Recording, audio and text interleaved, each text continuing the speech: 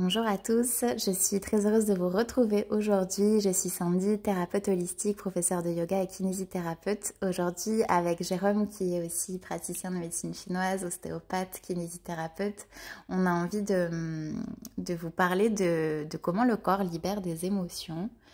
De processus de libération physique et émotionnelle. Donc ce podcast, c'est évidemment notre compréhension, c'est notre vérité à nous. On vous invite au discernement toujours et à prendre ce qui résonne pour vous. Mais on a vraiment envie de vous partager tout ça et aujourd'hui, on va intervenir là-dessus. Donc, comment le corps libère des émotions pour ceux qui sont déjà venus sur les ateliers Body and Soul qu'on propose. Donc, on va utiliser par exemple la respiration. C'est valable aussi dans les consultations qu'on peut faire. Donc, sachez que ces procédés de libération physique et émotionnelle, c'est accessible à tout le monde. Ça arrive des fois spontanément chez vous, à la maison. C'est vraiment quelque chose en nous. En fait, le corps, il a cette capacité de libérer. Si on est attentif et si on n'oppose pas de résistance à ça, le corps, il a naturellement des capacités de libérer des émotions physiques et de libérer le corps également. Et en fait, c'est parce qu'on a tellement emmagasiné de tensions, de nœuds en fait à l'intérieur de nous, que ce soit sur la structure du corps, sur la partie émotionnelle, sur nos croyances, qu'en fait on bloque un petit peu tout ce processus-là. Ouais, exactement. En fait, pourquoi on libère des émotions? Déjà parce qu'on en stocke en fait. Parce que notre mode de vie, les codes de notre société font qu'on n'est pas toujours dans des situations où on est en mesure de pouvoir exprimer à l'extérieur ce qu'on ressent réellement à l'intérieur. Donc on en vient à créer des mécanismes en fait de contention en fait de ces émotions et de ce qu'on ressent. Et du coup, l'idée de ces ateliers, c'est justement d'équilibrer, de trouver un équilibre entre ces mécanismes d'expression et ces mécanismes de contention. Et en créant un espace qui permet d'équilibrer ces mécanismes-là, on permet une libération, un espace de libération émotionnelle. C'est intéressant ce que tu dis parce que quand tu parles de contention et d'expression, on pense aussi à l'inspiration et à l'expiration. Oui, tout à fait. Il y a cette image-là, et puis il y a aussi cette image des Wuxing, des 5 éléments en médecine chinoise, où la contention, elle va être associée à l'élément du métal, et à l'organe du poumon notamment, et l'expression, elle va être associée à l'élément du feu et à l'organe du cœur. Vraiment dans cette idée du feu, il y a cette idée d'exprimer, de mettre en lumière, de rayonner. Ok. Et du coup, c'est donc dans nous, notre façon de procéder, il va y avoir vraiment ce travail de libération corporelle. Après, c'est vraiment des choses que vous pouvez faire déjà au quotidien par le sport, par des soins corporels, par exemple l'ostéopathie, la kinésithérapie notamment, ou toute pratique qui vient à libérer des tensions dans le corps. Donc, de faire ce travail de libération pour qu'en fait le souffle, le chi, l'énergie, la respiration tout simplement, vous appelez ça comme vous le souhaitez, mais c'est vraiment ce qui nous traverse, ce souffle-là, il puisse nous traverser complètement et en toute fluidité. Donc déjà, c'est un travail comme ça, s'il y a des blocages dans la structure du corps, on ne peut pas sauter non plus toutes les étapes en fait. Oui, après il y a l'idée qu'en médecine chinoise, il n'y a pas vraiment de barrière entre cet aspect physique, corporel, structure, et cet aspect plus subtil, émotionnel en fait. Tout ça fonctionne ensemble par des théories de résonance, et c'est pour ça que avec ces libérations émotionnelles, il va y aussi y avoir des ressentis physiques qui vont être associés et qui s'expliquent assez simplement avec les théories de la médecine chinoise. Et par exemple, pourquoi on passerait par le corps? Par exemple, si on n'est pas bien, pourquoi est-ce qu'on passerait par le corps ou par la partie émotionnelle? Des fois, je sais qu'on a des gens qui viennent nous voir qui disent est-ce qu'on aborde les émotions? Est-ce qu'on aborde par le corps? Ça fonctionne ensemble en fait, et si ça fonctionne ensemble comme une corde en fait. Et d'un côté il y a le corps et de l'autre côté il y a l'émotion, et si d'un côté c'est bloqué, on ne peut pas libérer forcément complètement l'autre côté, donc on a besoin de travailler sur ces deux polarités en fait. Bien sûr. Et à cela, après, on y ajoute les croyances, toutes les projections, tout ce qu'on se raconte sur nous. Mais on vient, en fait, c'est comme si, je vois, comme si on tirait sur certaines ficelles et on voit un petit peu comment ça bouge. Et du coup, il peut y avoir, quand en tout cas, on chemine sur soi, on veut se sentir bien, on veut libérer son corps, avoir plus de fluidité dans son corps, dans ses émotions, dans sa vie au quotidien.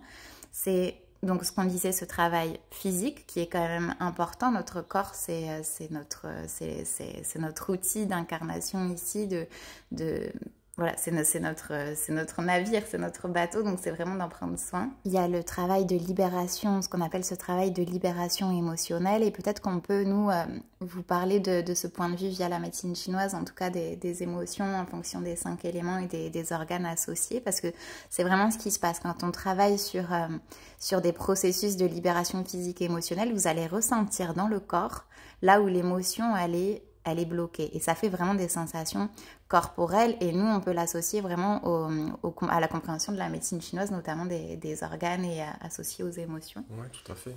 Il y a un ressenti qui ressort très souvent dans les ateliers, c'est cette sensation de froid quand il y a une libération de peur et d'insécurité, en fait, qui est associée au rein et à l'élément eau. Euh, Les sensations de chaleur. ouais, les sensations de chaleur, souvent, elles découlent d'obstruction dans la circulation du qi. Et, et elles sont souvent associées à des situations sur le plan émotionnel de colère ou de frustration. Et les raideurs, les tensions dans les articulations, toutes ces sensations des fois qui peuvent être ouais, vraiment les douleurs articulaires, tout ça qu'on peut ressentir. Alors, il peut y avoir plein d'explications sur les douleurs articulaires, puisque est-ce que les douleurs, elles impliquent les tendons? Est-ce qu'elles impliquent les muscles? Est-ce qu'elles impliquent les articulations? Ou est-ce qu'elles impliquent les os? On sait que chaque structure en médecine chinoise sont associées à un des éléments et à un des organes et qu'ils interagissent entre eux. Donc là, on ne peut pas donner vraiment de réponse précise à ça, mais il y a des exemples. Par exemple, si on a des tendons qui sont trop raides, en fait, qui sont pas suffisamment souples, pas suffisamment humectés, en fait, ça peut découler d'une situation où il y a une colère ou une frustration qui est contenue pendant longtemps, et cette colère et cette frustration, elles créent une obstruction de qi au niveau du foie, et cette obstruction, elle crée de la chaleur, et la chaleur a tendance à consumer les liquides, à consumer le yin, et justement à détériorer cet aspect nutrition des tendons et qualité de souplesse des tendons. Et donc ça peut créer des sensations de raideur dans le corps qui peuvent s'expliquer de cette façon-là. Maintenant, il y a des milliers de schémas possibles aussi. Bien sûr. Donc ce sera du coup, cette idée-là, ce serait de travailler sur des libérations physiques, un travail de libération émotionnelle également, et puis de permettre à ce que toute cette respiration, ce chi, cette énergie, ça nous traverse de la manière la plus fluide possible. Alors ça ne veut pas dire que c'est toujours fluide, ça veut dire qu'on a des émotions dans la journée en permanence, mais d'apprendre en fait et de faire des pratiques qui permettent un peu je dirais pas de nettoyer parce que ça a un côté un peu négatif ou sale, mais c'est vraiment cette idée de libérer le flux en fait. Libérer le flux dans le corps, libérer le flux dans nos émotions. Après, on peut aller jusqu'aux croyances, faire un travail sur différentes couches. Oui, bien sûr, on peut aller toujours plus loin, mais après, l'idée, c'est juste de créer des moments ou des espaces dans sa vie pour que il y ait ce genre de libération qui puisse se faire et qui n'est pas une continuelle accumulation qui conduit après à des désagréments plus importants, voire des maladies graves, quoi. Et du coup, les espaces, en tout cas que nous, on aime proposer, donc évidemment, il y a des espaces de consultation individuelle où on travaille à la fois sur le corps et sur l'émotionnel via la médecine chinoise, l'ostéopathie, plein d'outils qu'on utilise. Mais il y a quelque chose qu'on aime beaucoup rajouter, et c'est ce qui se passe en tout cas dans les ateliers, c'est la musique. Ouais. La musique et le travail de respiration et qu'est-ce qui se passe en fait, notamment avec un travail de groupe par exemple, un travail de groupe avec la musique et la respiration. Ah, mais il y a cette idée que la musique c'est vraiment un accès vraiment très simple à l'émotionnel et au cœur en fait. Il y a vraiment, et c'est vraiment l'illustration de cette théorie de résonance en fait. On a tous des morceaux de musique qui vont nous faire ressentir soit la joie, soit la tristesse, soit la puissance ou la colère ou des choses comme ça. Et du coup, c'est vraiment un outil qui, bien utilisé, peut être vraiment très efficace. Donc il y a l'idée que si vous avez une charge émotionnelle de tristesse, il suffit de la faire résonner littéralement avec une musique triste, par exemple, pour lui donner une possibilité de s'exprimer davantage. Et le travail de respiration qui accompagne tout ça, il permet d'harmoniser cet élément métal qui contient et qui contrôle. Le métal, à l'excès, il va contrôler et c'est lui qui va vraiment pouvoir empêcher ses émotions de s'exprimer. Et le fait d'harmoniser sa respiration et la fonction de son métal et de son poumon, ça va permettre de trouver un équilibre entre contention et expression. Et dans le cadre des ateliers, c'est souvent ça qui permet de lâcher en fait. Et du coup, évidemment, il y a un choix de musique. Donc, en tout cas, moi, en fonction de chaque personne amène aussi son énergie et ses expériences de vie. Donc, chaque atelier, les musiques sont faites pour vous, en fait. C'est-à-dire que les musiques, elles vont résonner avec ce qui est nécessaire pour chacun de vous au bon moment, au bon endroit à chaque fois. Ouais, c'est un match énergétique en fait entre des résonances et une pratique libératoire. Et puis, ce qui est intéressant de noter, c'est que en fait, personne arrive dans ces ateliers par hasard. Et en fait, souvent, il y a une thématique qui se dégage de chaque atelier. Et il y a toujours quelque chose en commun entre chaque participant de l'atelier. Et ça, c'est vraiment intéressant à observer et qui résonne aussi avec le déroulement de l'énergie temporelle. Ouais. Et c'est vrai que du coup, pour ceux qui ont l'habitude de venir, de faire leurs sessions régulièrement, chaque mois, vous voyez que chaque mois, c'est différent. Donc, vous savez qu'on travaille aussi en Bazi, avec l'astrologie chinoise et on peut caler, enfin en feng shui aussi, sur l'espace-temps. En fait, il y a vraiment cette idée que l'énergie des ateliers, elles évoluent chaque mois en fonction en fonction des saisons aussi, en fonction des périodes de l'année. Et il y a des émotions qui vont plus travailler à certains moments de l'année aussi. Oui, c'est logique. Là, on est dans une période où justement on se dirige en direction de l'été. Donc on est à cette période du printemps où l'énergie yang émerge. Et c'est vrai que cette énergie yang, elle est très dynamique, mais en même temps, elle est un petit peu fragile. Et elle peut avoir du mal à se déployer. Et c'est vrai que souvent, en ce moment, on travaille sur des problématiques d'obstruction, de frustration, de colère. Et c'est ce qui ressort le plus en ce moment. Alors que dans des périodes comme l'hiver, où justement, on est vraiment dans ce froid, dans cette dynamique d'hibernation, d'énergie yang qui se situe dans les profondeurs vraiment. Là, on vient chercher tout ce qui est peur, insécurité, et du coup, c'est vraiment adapté à la saison. Et c'est vrai qu'en hiver, il y a des fois des sensations physiques qui sont... je sais qu'il y a des participants qui me disent « Oui, j'ai eu l'impression d'être congelée, d'avoir vraiment ce froid qui pénétrait. » Donc, c'est vraiment intéressant d'observer ça. Et là, vraiment, on a changé de saison. Donc là, c'est vrai que on est dans une nouvelle dynamique, peut-être un peu plus d'expansion aussi. Et en fonction de... Voilà, donc...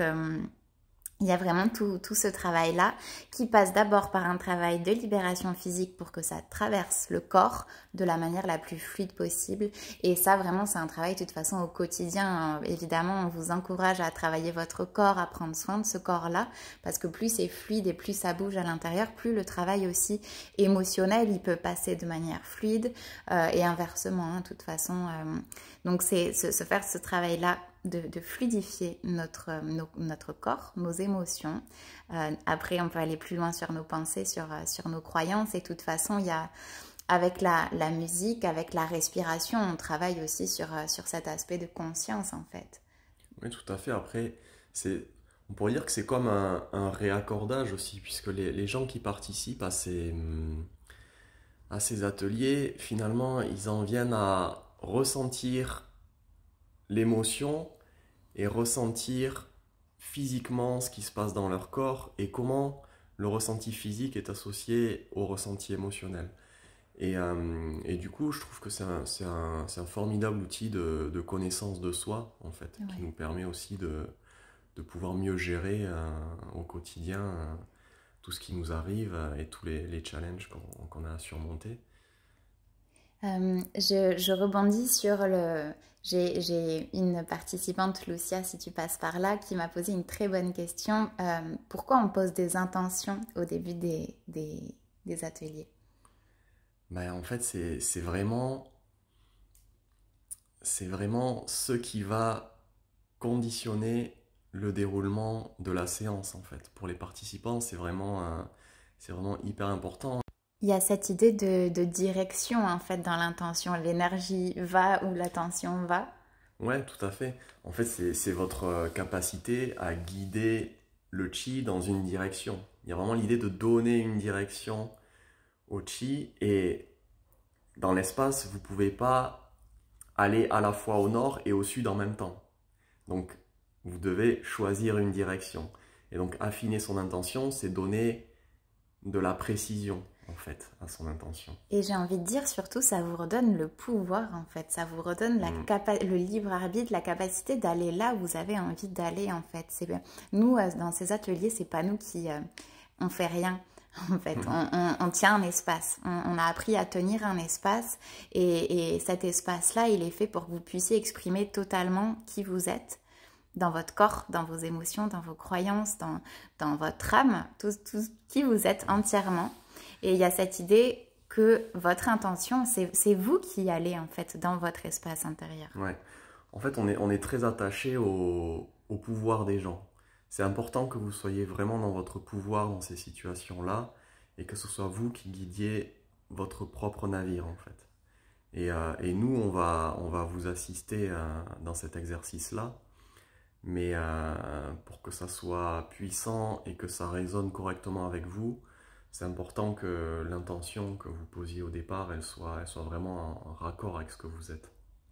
Et du coup, voilà, donc dans ce processus-là de respiration, de musique, nous, on peut, en tout cas, on tient cet espace-là et parfois on vient un petit peu guider au niveau des méridiens, au niveau de certains points et accompagner ça. Mais il y a vraiment cette idée que c'est vous, en tout cas, qui êtes acteur, qui donnez cette direction. Et tout simplement, le corps, il est capable de libérer en tout cas des tensions physiques et émotionnelles quand il se sent en sécurité et qui peut basculer en état parasympathique en fait. Et du coup, c'est à quel point on peut créer un espace sécurisant pour que le corps il puisse s'abandonner complètement, s'autoriser à exprimer ses émotions, tout ce qui est à l'intérieur de lui de manière sereine et sécurisée. Et d'apprendre à sécuriser des espaces comme ça, c'est... Une fois que vous apprenez à vous sécuriser, ça se passe aussi à la maison en fait. Ça peut se passer, tout le monde a ces capacités-là en fait. C'est pas de la magie ou quoi que ce soit, c'est des processus naturels du corps, de l'âme, de nous en fait. Et du coup, c'est à quel point je peux me mettre en sécurité, donc avec les autres, avec un groupe, et avec moi-même évidemment, c'est surtout ça. Je crois qu'on a tout dit pour aujourd'hui. Est-ce que tu as quelque chose à rajouter? Non, ça me paraît bien. Donc si vous souhaitez approfondir ce chemin avec nous, de votre corps, de vos émotions, de votre âme, ce sera avec grand plaisir dans nos ateliers Body and Soul qu'on propose régulièrement à l'espace de soins Inatoa à Toulouse. Dans nos retraites également qu'on va proposer au Maroc au mois d'octobre. Et il y aura d'autres sessions, donc on est en train de poser tout ça et c'est avec grande joie qu'on vous accompagne à chaque fois. Donc si vous avez des questions, n'hésitez pas à nous laisser un commentaire sous la vidéo et on vous fait des bisous et on vous dit à très vite.